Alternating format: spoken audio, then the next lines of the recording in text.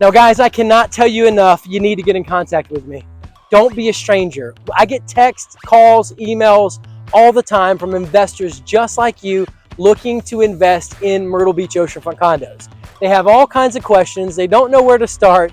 They've got a financial advisor they got to run it by. I mean, there's all kinds of scenarios I hear, you know, from seasoned investors to first-time investors. So don't be a stranger. Pick up the phone, give me a call, text me, email me.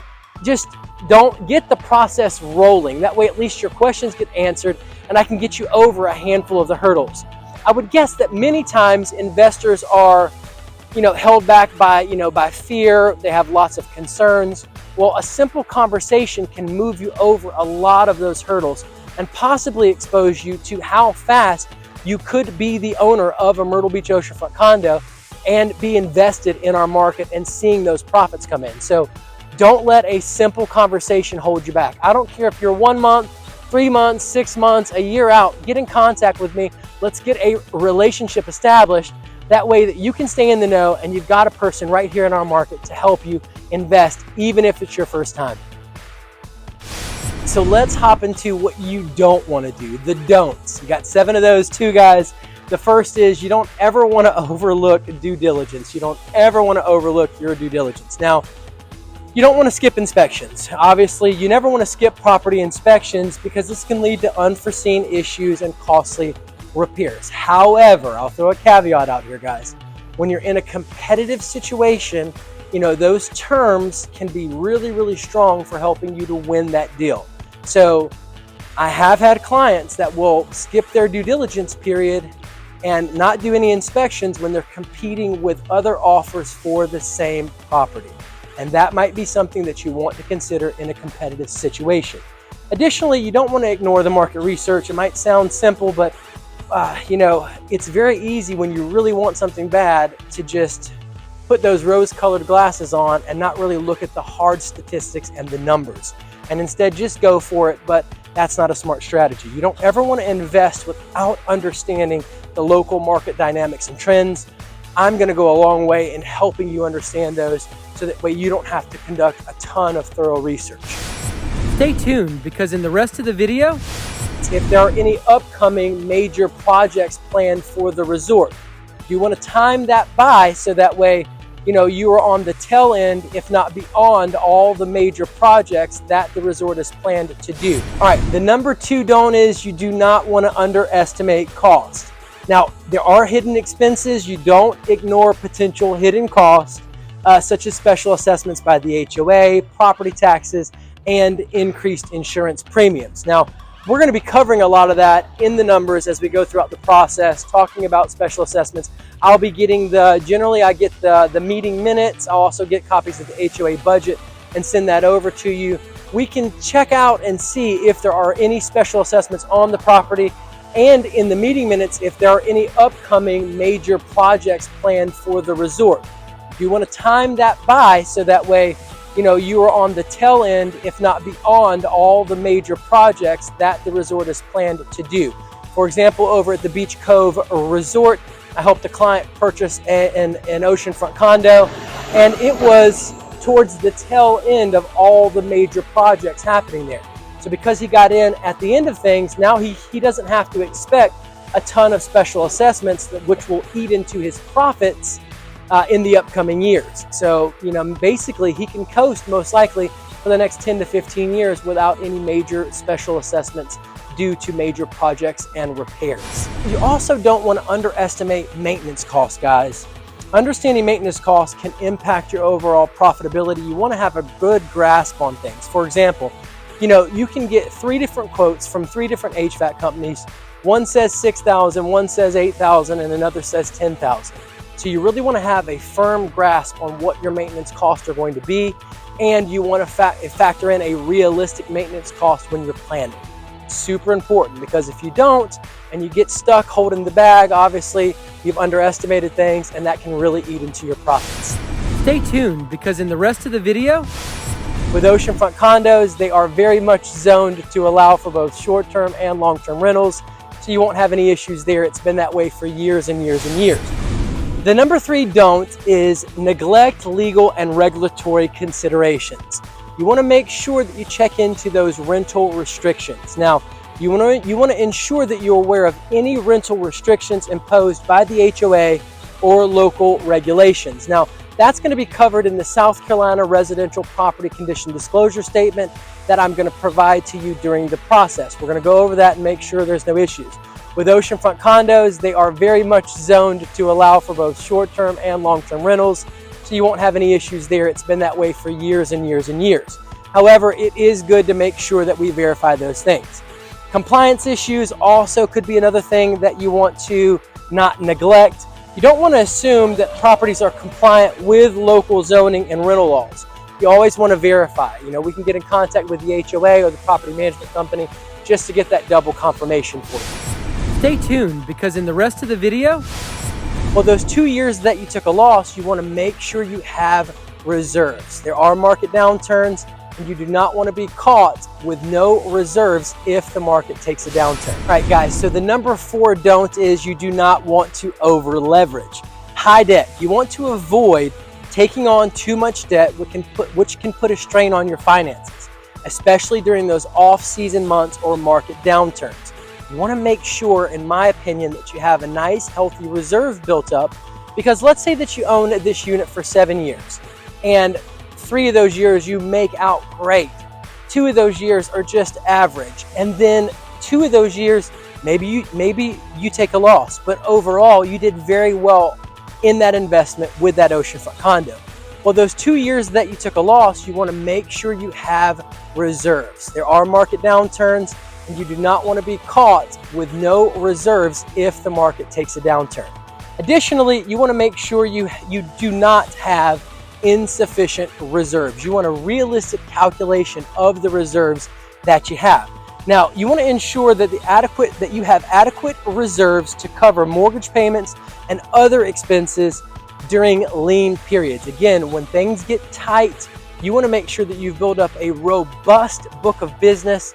You want people to be super excited about staying at your unit so that it can weather the economic downturns.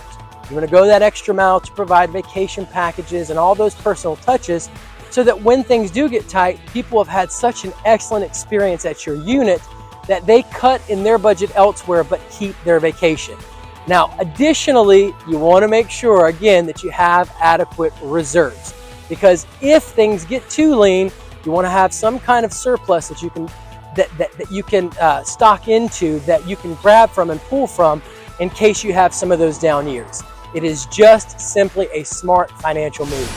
Stay tuned, because in the rest of the video, reviews. You need as many online reviews as you can get as fast as possible. Now guys, this next don't is absolutely crucial, and this is going to be, you don't want to ignore property management. Poor management. Let's talk about poor management. You don't neglect the management of your property, number 1, especially if you're self-managing. Number 2, poor management can lead to negative reviews, which is super crucial, decreased occupancy, which is going to crush your profit, and lower rental income, again, going to crush your profit. Reviews. You need as many online reviews as you can get as fast as possible. I have a client who, in another video I featured on the Ocean Reef, she has a 4-bedroom, 3-bathroom. She shortened the allowed stay at her unit temporarily so that she could get as many guests in as possible, so that she could get as many reviews as possible as fast as possible. I'm going to say that one more time. So instead of requiring people to book 1 week, they got to book a full 7-day period, she would allow for shorter rentals, maybe 2 days. And the reason why is because she wanted to increase the amount of guests that were renting her unit, because she was just getting started, and she knows that people read online reviews, especially when they're going to make a significant purchase, like renting your property out for their vacation experience, dropping a ton of cash on your unit. So you want to make sure that when you're first starting out, you're getting as many reviews as possible, because that's going to lead to a higher conversion rate of people that view your listing.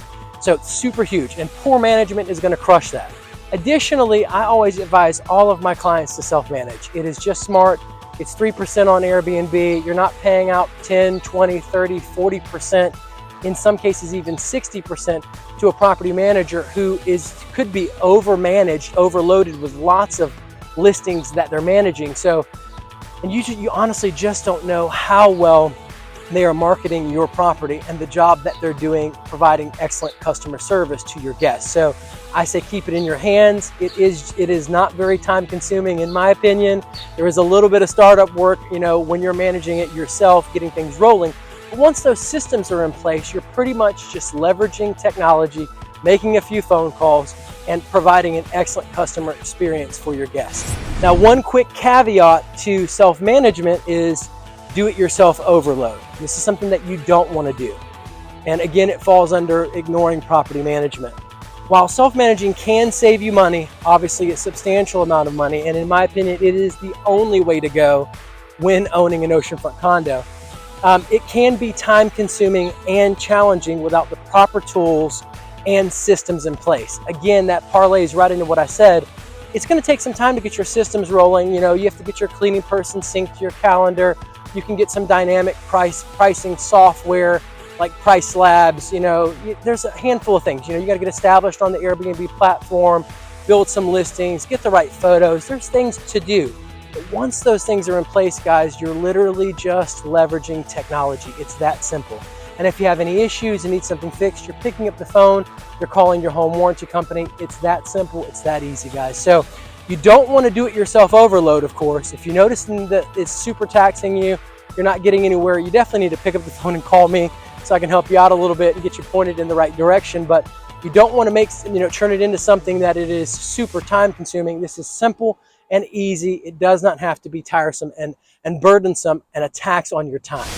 I believe you should invest in oceanfront condos in Myrtle Beach, South Carolina, because you can enjoy and increase the passive income of your oceanfront condo through the 20 to 22 million tourists that visit the #2 vacation destination on the East Coast each year.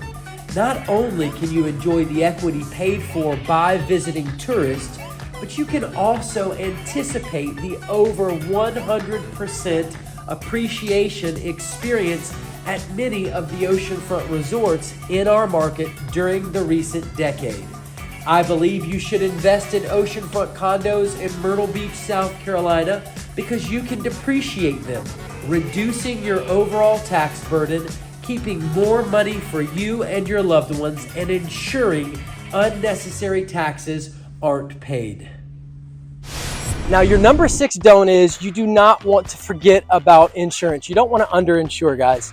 Underinsuring, you don't want to skimp on insurance coverage. Ensure you have adequate insurance to cover potential risk like hurricane and flooding. Now, obviously, hurricanes and flooding are a very real thing. However, on oceanfront condos, the external building insurance is included in the HOA fee for the most part. Sometimes the HO6 insurance is also included in that HOA fee that you're paying. So, I would say at most you'll have to get HO6 insurance. That's like a personal policy to ensure the internal belongings and furnishings that you want to insure.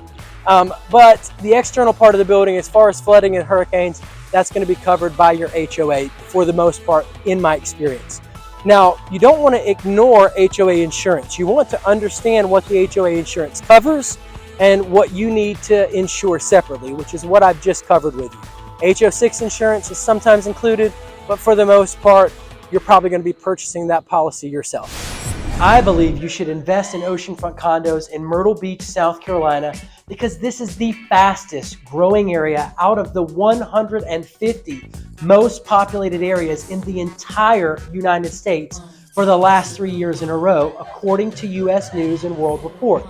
This helps to insulate our market from many of the ups and downs that the rest of our nation's real estate market experiences. This can help you have a more stable rental property. I believe you should invest in oceanfront condos in Myrtle Beach, South Carolina, because they have a tremendous upside when compared to money market accounts and the stock market, due to the appreciation they earn and the potential of higher annual yields through their gross rental income when compared to these other investments.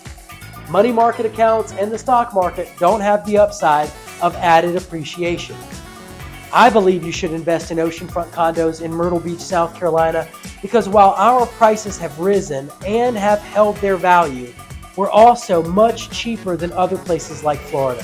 Where else can you go and find an oceanfront condo for as little as $100,000? If you're getting into the real estate game or expanding your current portfolio, the bang for your buck is sitting right on the Myrtle Beach, South Carolina oceanfront. Now, your number 7 don't is you don't want to expect immediate returns. This is kind of a yes and no, but let's roll with it. So, short-term focus. You don't want to expect immediate high returns.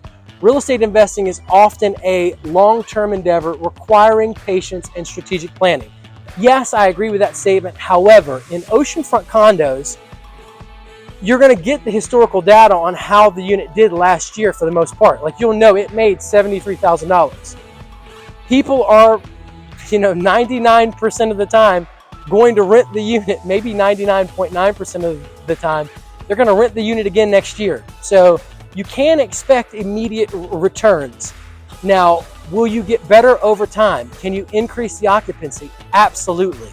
And certain ways to do that are optimizing your online presence, doing a lot of marketing, YouTube videos, Facebook ads, all those kinds of things. And then, of course, building a book of business for repeat business. You want year after year, family after family, person after person to keep renting that unit because they've had such an excellent experience with it.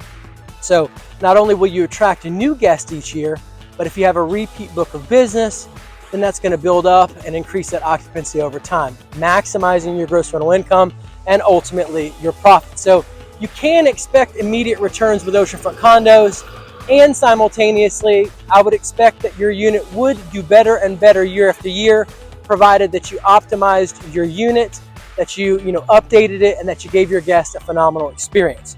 And then finally, you don't want to ignore long-term planning.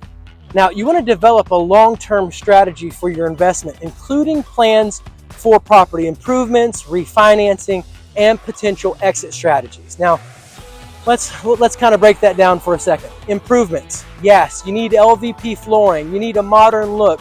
You need a themed look in order to be in that top 5% on Airbnb. I do have other videos on the channel. I just put one out recently that, it's an excellent Airbnb unit. You should definitely check it out. You want a coffee station, you want nice LVP flooring, you want great decor, you want house rules, you want all kinds of things to give your guests a phenomenal stay, and you want it to be a themed look and almost a story to your listing. Now, you also want to think about refinancing. If you get into this and interest rates drop tremendously, there could be opportunity there for refinancing early on. Now, if you get significantly into the loan, you might not want to refinance. That's something that you'd have to visit at that time. And then potential exit strategy, guys. A lot of times people will own these units for 5 to 7 years. They'll ride the appreciation up, and then they'll sell it off. And that might be a great exit strategy for you. All right, guys, so you made it to the end of the video. So click anywhere on the screen if you want to know 12 reasons why you should not invest in Myrtle Beach oceanfront condos.